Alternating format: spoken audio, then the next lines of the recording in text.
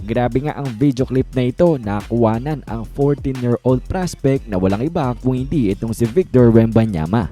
Well, hindi nga kayo nagkakamali ng nakikita at ang nadi-display nga dito na highlights na prospect ay walang iba kung hindi itong si Victor Wembanyama.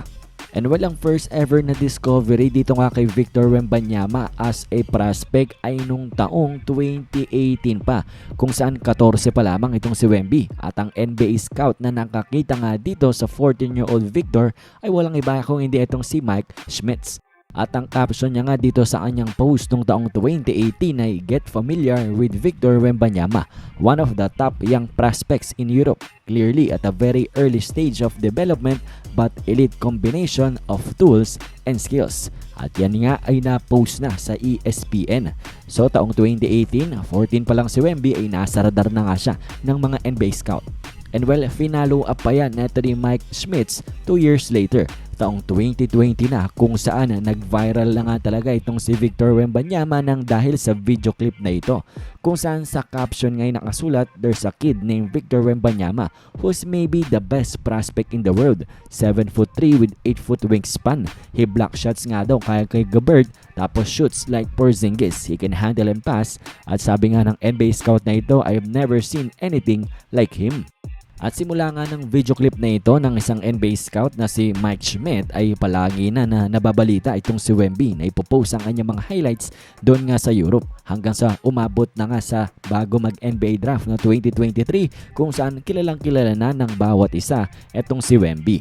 Pero nag-umpisa ang NBA journey neto ni Victor Wembanyama noong taong 2018 nung na-discover siya neto nga ni Mike Schmitz.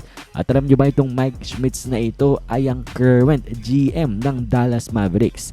Kakahire nga lamang sa kanya ng Dallas not even 2 weeks ago. At ito, nagva-viral na nga nang dahil siya ang first ever na nakakita dito nga sa NBA prospect, ang 14-year-old Victor Wembanyama, at kanyang inintroduce ito sa Amerika, sa ESPN at sa maraming scouts.